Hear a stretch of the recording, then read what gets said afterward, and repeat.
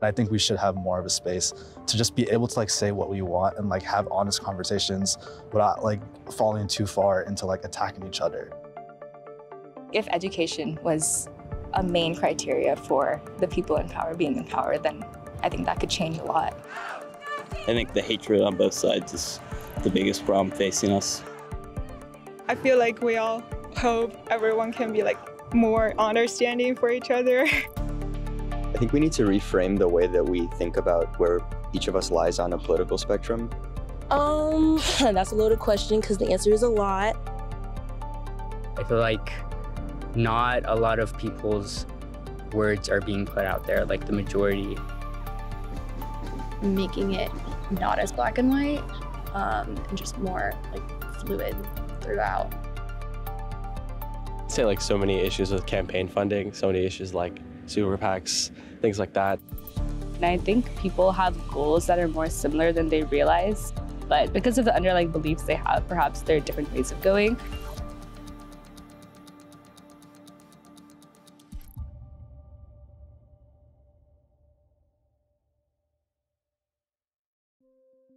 The question of how to strengthen American democracy is difficult to answer, not because there's no answer, but because there's an abundance of answers. From fostering healthy communication to promoting civil discourse, enhancing education, encouraging critical thought, a commitment to democratic principles, the list is long. However, at its core, the solution depends on compromise. We are absolutely struggling with the capacity to compromise, and not just compromise for compromise's sake. I get very tired of that. This is not about civility so that we can all just come to a 50% conclusion. Sometimes that's not the right thing to do. Sometimes the other side is wrong, and you have to call that out. But most of the time in American history, it's been a little more mixed. And that's the nature of American democracy. When we hire politicians, when we elect a senator, when we elect a president, we not just elect them to do our bidding, we also elect them for their judgment. And we want that to be part of this process because they're, quote, experts. The hopes for this project is the whole idea of let's talk about what's involved in governing. I mean, I'm afraid we've lost the idea of what we're actually electing people to do. We're not electing people to beat the other side. We're electing people, again, to solve problems and do things that we can't do for ourselves. We cannot build interstate highway systems ourselves. We cannot set up a system of justice ourselves. So we hire people. That's what we elect people to do, is to do those things. And so we need to think about, like, what are we actually electing? We're not just electing them to beat the other side, we're electing them to do certain functions. That's why debate becomes very important, because we can influence each other's opinion, but also if we're going to be functional in the way we do it in a healthy way, is why I'm arguing for healthy competition over deadly competition, over violent, over hateful, over such divisiveness of where we lose community. This stuff's hard. One of my conclusions after being, in office for almost 16 years is the decisions that got to me, particularly as governor, by the time I got there, if there was an easy answer, it was made long ago, okay? And there's usually a really good other side to the argument. And we need to remember that, number one, that the complexity of the issues before our leaders, number one, and number two, to give a little grace. How's this yelling at each other? How's that working out for us? It's not. And so let's try a different approach. Try saying, all right, I'm willing to listen, and let's see if we can get to the best solution together. Leadership, it starts with you. You have a platform. So the one thing that the mayor, the governor, whomever the elected official is, they have is a platform and a microphone, and people are listening. And so if you set a tone, the words, the actions, etc., that help people model that behavior, then I think you're going to begin to see a shift in attitude. And right now I think we are way too caught up in national debates, and we are not having enough conversations around local governance.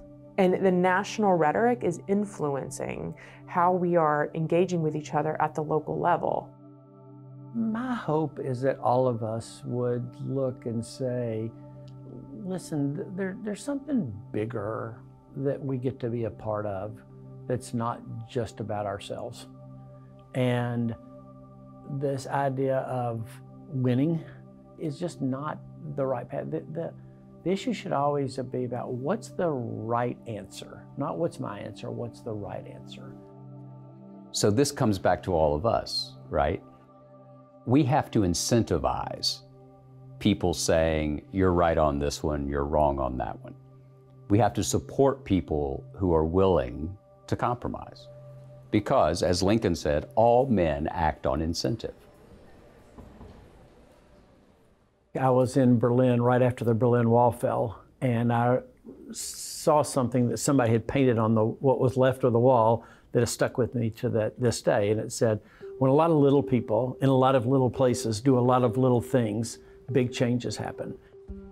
I think here at the Vanderbilt Project, we're not under the illusion that we're going to single-handedly ride in and save democracy and change the level of discourse in the country, but we think we can play our role by engendering conversations on this campus and in the state and around the country by bringing in voices that can speak to that. Sometimes those voices aren't always voices that, you know, all of us in the room even agree with. But the point is to start having those conversations. What was your reaction to the prosecutor's statements? These are ways to bring people together, to explore old and potentially new narratives that are inspired by old narratives, to move forward together in positive ways. What's vital is not us, we screwed it up. People who look like me are the problem. What matters is the next generation. And they need to encounter these case studies, they need to understand these forces, they need to take the time to engage with important texts, important arguments, in order to create this habit of heart and mind, where democracy has the capacity to self-correct and create a world that you want to live in. The question is like, what are you going to do about it? What am I going to do about it? And you say, well, I'm not elected to anything, but no, but you're a part of a lot of conversations, like I said, real world and online. And if those conversations can start changing, again, back to the Berlin Wall quote, a lot of little people in a lot of little places do a lot of little things, the world can change.